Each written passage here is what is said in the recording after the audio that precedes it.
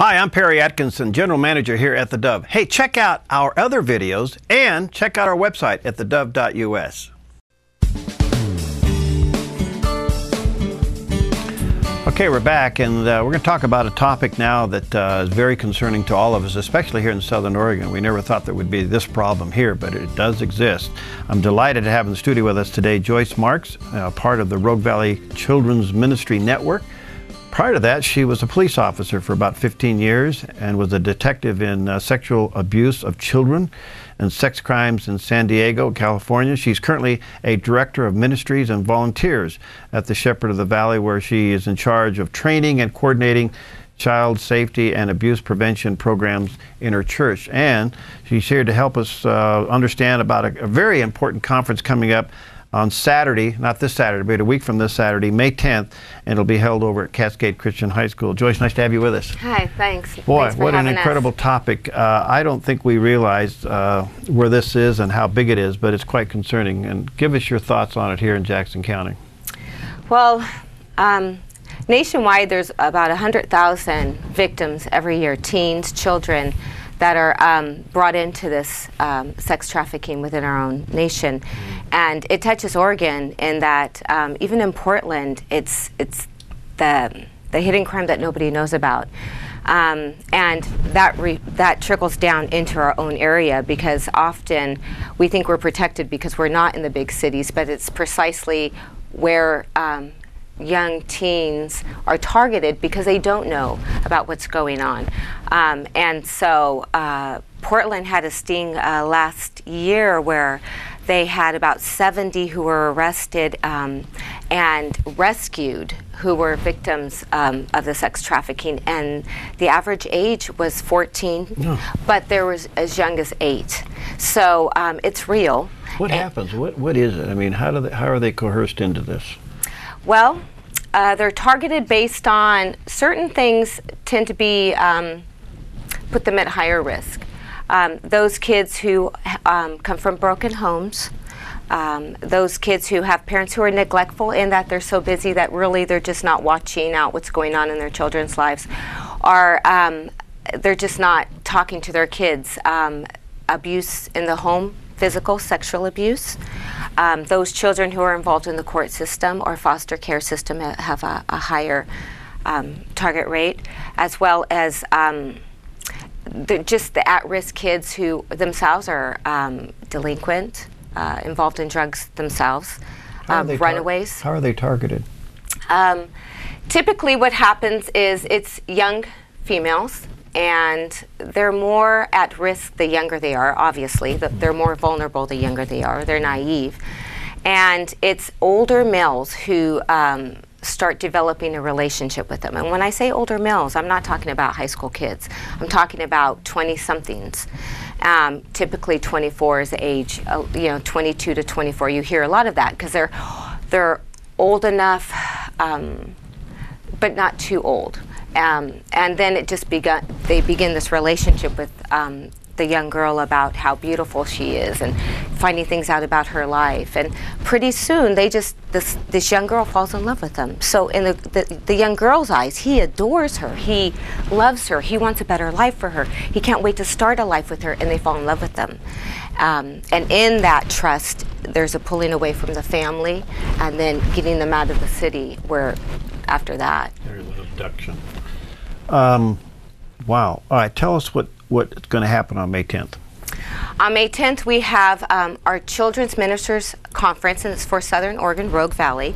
And what we do there is we have lots of different workshops. We have 15 workshops, and we have 5 different tracks. So whether you're a children's minister who works with elementary, there's a track for you. Whether you're a preschool nursery worker, there's a track for you. Whether you're an administrator, there's a track for you. Special ministries, you're interested in substance abuse, there's a track for you.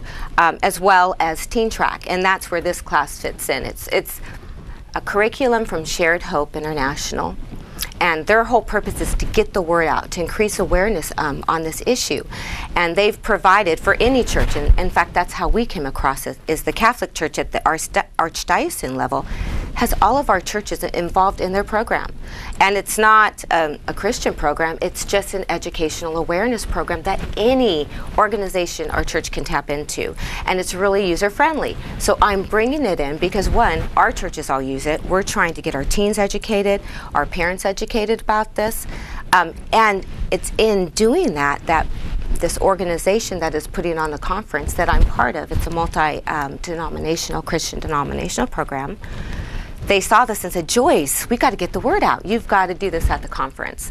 So this is just one of many wonderful workshops. And it's a networking and it's a support for anybody in ministry in the church, because we just don't have enough training for all of our people, especially from small churches. Well, I just want to say to our viewers and listeners, this is a real resource, and if you work with young people in your church, you need to attend this. Is there a pre-registration? What should they do? There is. They can go online. They can go to Rogue Valley Children's Ministry Network, which is rvcmn.org, or they can also go to roguevalleykids.org, and they can just register right online. And if they register before tomorrow, then it's $40 per participant. I just think if you're a leader in your church with young people, you need to attend. This is one of those resources, and thank you for making this available. But I don't think we know how serious this problem is. We've had other organizations in here and other groups that are working behind the scenes to provide homes and places and to help girls get out of this. Absolutely. And, yes. We want to do everything we can to lend support towards that. What can you say to a parent who's beginning to sense their child is living a double life and what they should do about that? You know, I would access any internet device that they have. There's a lot of social media. My son, after listening to this video just this morning as we were waking up, said, Mom, I know a 14-year-old girl who's talking to a 20-year-old boy on the internet. That just came out of this morning in my home. I wasn't even trying to get that information. So if that is happening, so in Eagle Point Middle School, okay, so know what your child is doing online, know who they're hanging out with, know what their activities are, be involved in their children's life. And if you suspect it and you have any proof of it whatsoever, contact the local police department. Mm-hmm. There are also a lot of internet sites where you can actually, they're hotlines. There's SARC, Sexual Assault Resource Center, that has not only reporting, but resources, advocacy, what to do next. That's just one of many. Missing and Exploited Children's Center, that's a national program online. There's a lot of things that they can do, but first contact your local law enforcement agency and get them on board. Wow. Sometimes I'm speechless on what to say because some things are so obvious, and this is one of those things where you just need to know. You can't put your head in the sand on this one. And I would say to pastors, your youth director, pastor, whoever, needs to attend this. If you have nursery workers, they need to attend this. Anybody that works with children ought to attend this. And it's coming up. It'll be a week from Saturday, May 10th. It's going to be held at Cascade Christian High School. But you can go, give me those websites again, Joyce. It's going to be Rogue Valley Children's Ministry Network.org, rvcmn.org, okay, or roguevalleykids.org. roguevalleykids.org.